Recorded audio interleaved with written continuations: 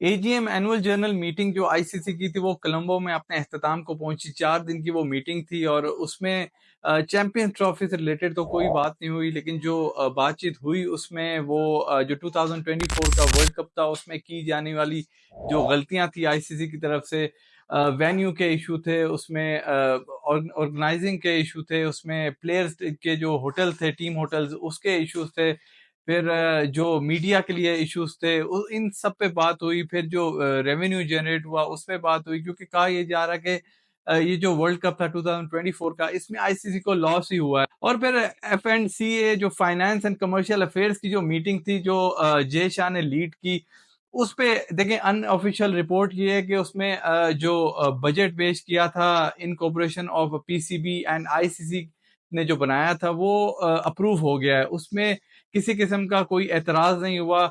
जबकि कहा यह जा रहा था कि अगर हाइब्रिड मॉडल की तरफ जाती है आईसीसी तो दो दो वेन्यू की तरफ, क्योंकि वो बजट अप्रूव होना चाहिए, तो अब तक ऐसी कोई बात नहीं है, लेकिन ये अनऑफिशियल रिपोर्ट है। लेकिन आईसीसी की तरफ से जो प्रेस रिलीज आई है उसमें जो चैंपियंस ट्रॉफी उसके बजट का कोई किसी किस्म का जिक्र नहीं हुआ। और अब खबरें ये भी हैं कि जो नवंबर में आईसीसी के जो मौजूदा चेयरमैन है ग्रेग बार्कले, वो उनका टेन्योर खत्म हो रहा है, और फिर कहा यह जा रहा है कि जो जय शाह हैं वो बीसीसीआई को छोड़ के आईसीसी की चेयरमैनशिप की तरफ जाएंगे, आईसीसी के चेयरमैन बनेंगे।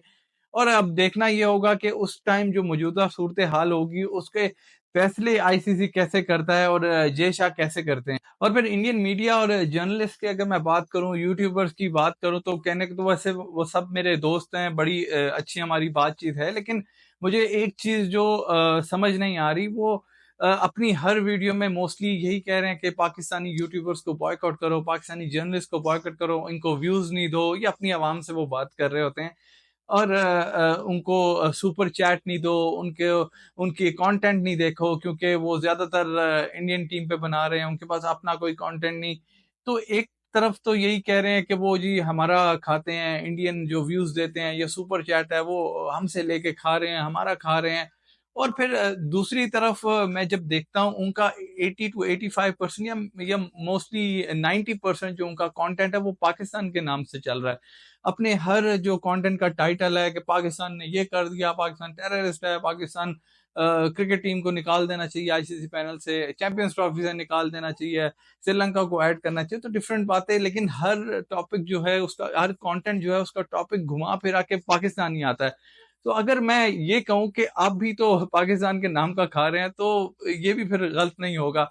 तो मेरे ख्याल से देखें, जो जर्नलिस्ट होता है, जो प्रोफेशनल जो इस काम को लेके चलता है, तो उसको ये पॉलिटिकल इश्यूज में आना नहीं चाहिए, पॉलिटिकल बातों में नहीं आना चाहिए, वो अपना फेयर क्रिकेट पे रिपोर्टिंग करे। देखें, ये पॉलिटिकल जर्नलिस्ट वो अगर इस किस्म की बात करें तो समझ आती है, लेकिन अगर एक स्पोर्ट्स जर्नलिस्ट, स्पोर्ट्स एंकर जो होता है, वो अगर इस किस्म की बात करे तो वो बिल्कुल भी समझ नहीं आती, क्योंकि स्पोर्ट्स जो है, अगर क्रिकेट की मिसाल लूं चाहे और किसी भी गेम की मिसाल लूं, तो वो इन जो पॉलिटिकल मसले मसाइल हैं इनसे बिल्कुल पाक होना चाहिए, बिल्कुल साफ होना चाहिए, बिल्कुल ऑनेस्ट तरीके से बातचीत होनी चाहिए। ठीक है, इख्तलाफ राय दोनों एंड से होते हैं, पाकिस्तान के मीडिया जो है उनका अपना एक ओपिनियन है, भारतीय जो जर्नलिस्ट मेरे दोस्त हैं उनका अपना ओपिनियन है, ओपिनियन की रिस्पेक्ट होनी चाहिए।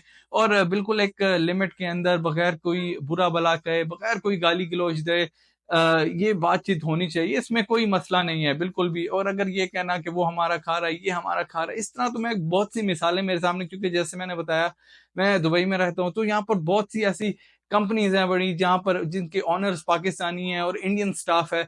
तो अगर फिर हम ये कहना शुरू कर दें कि जो भारतीय हैं वो पाकिस्तानी खा रहे हैं, और फिर बहुत सी ऐसी कंपनीज है जहाँ पर जो ऑनर्स हैं वो इंडियंस हैं और पाकिस्तानी स्टाफ है या दूसरे मुल्कों का स्टाफ है, तो ये बिल्कुल गलत बात है। जो भी जैसे जो यूट्यूबर्स हैं या जो जर्नलिस्ट हैं वीडियोस बना रहे हैं, देखें हर इंसान अपनी मेहनत का खाता है, वो जो जितनी मेहनत कर रहा है, यूट्यूब में वीडियो बनाना भी ऑब्वियसली टाइम कंज्यूमिंग है, पूरा अपना दिन दे देता है, एक वीडियो बनाता है, दो वीडियो बनाता है, एडिटिंग होती है, फिर बहुत सी चीजें होती हैं, वो एक प्रॉपर एक मेहनत है। ये इवन मेरे जो इंडियन दोस्त हैं वो सब उनको पता भी है।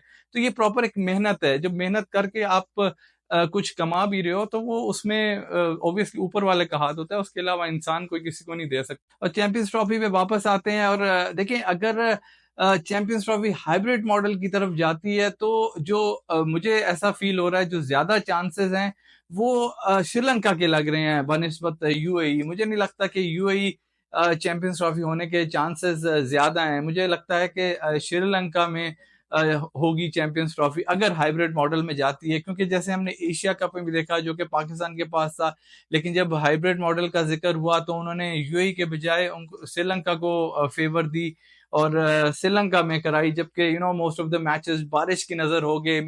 किसी को मजा भी नहीं आया मैचेस देखने का। ज्यादातर मैचेस जो ड्रॉ ही होते रहे बारिश की वजह से, या इफेक्ट होते रहे रेन उस पे। तो देखें, अगर यूएई को कंसिडर करते हैं तो वो मेरे ख्याल से ज्यादा ऑप्शन बेहतर होगा, लेकिन जो चांसेस हैं वो श्रीलंका के ज्यादा हैं। और देखिए, फिर बहुत से सवाल ये भी उठ रहे हैं कि आईसीसी चैंपियंस ट्रॉफी अगर पाकिस्तान में हुई और इंडिया नहीं आया, इंडिया ने मना कर दिया और वो हाइब्रिड मॉडल की तरफ गए, और अगर पाकिस्तान ने हाइब्रिड मॉडल नहीं माना, तो ये फिर चैंपियंस ट्रॉफी का फ्यूचर क्या होना है। देखिए, इस पे तो कोई शक नहीं कि जो आईसीसी है उसमें जो बीसीसीआई है वो डोमिनेट करता है, तो इस पे कोई किसी किस्म की दो राय नहीं है। जबकि बीसीसीआई या पीसीबी ने कोई किसी किस्म की कोई ऑफिशियल जो प्रेस रिलीज है वो नहीं निकाली। जैसे कुछ जर्नलिस्ट बात कर रहे हैं कि जो बजट था जो पीसीबी ने पेश किया था वो अप्रूव हो गया है, और सेम टाइम जो भारतीय जर्नलिस्ट हैं वो कह रहे हैं कि किसी किस्म का कोई अप्रूव नहीं हुआ, वो रिफ्यूज हो गया वो जो बजट पेश हुआ था। तो ये दोनों बातें, लेकिन इस पे अभी तक पीसीबी और बीसीसीआई दोनों ने कोई ऑफिशियल स्टेटमेंट्स नहीं दी। लेकिन देखें, बोर्ड अक्सर करते ही हैं कि ऑफिशियल स्टेटमेंट नहीं होती, लेकिन वो अपने जो मीडिया के जर्नलिस्ट होते हैं उनके थ्रू ये रिपोर्ट्स लीक कर देते हैं और ये खबरें लीक करते हैं मार्केट में। हर दूसरा बंदा फिर ये बात करता है। तो ये जो बात निकलती है कहीं ना कहीं से, जैसे भारतीय जर्नलिस्ट या मीडिया वाले बात कर रहे हैं कि रिफ्यूज हुई, या तो उसमें कहीं ना कहीं किसी किस्म की कोई सच्चाई होती है, क्योंकि ये जो खबर होती है ये हर मतलब 100% ये मन घड़त नहीं होती। इसमें कहीं ना कहीं से थोड़ी बहुत सच्चाई होती है जो कि बोर्ड ही लीक करता है, अपने जर्नलिस्ट से निकलवाता है, और ये खबर फिर जो फैलती है। Even same goes for Pakistan media. PCB ने भी कोई ऑफिशियल स्टेटमेंट दी।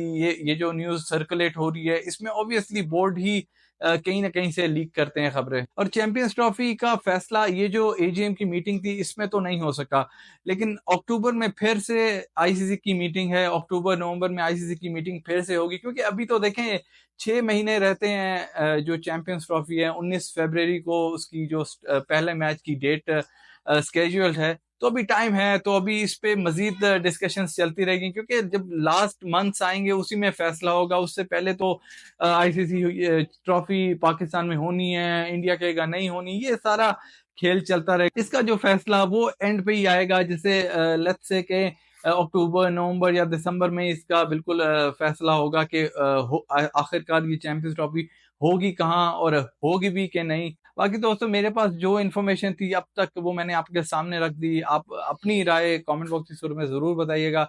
मेरी इस वीडियो में अब तक इतना ही। मेरी नेक्स्ट वीडियो तक मैं फैसल कोकर साइनिंग आउट।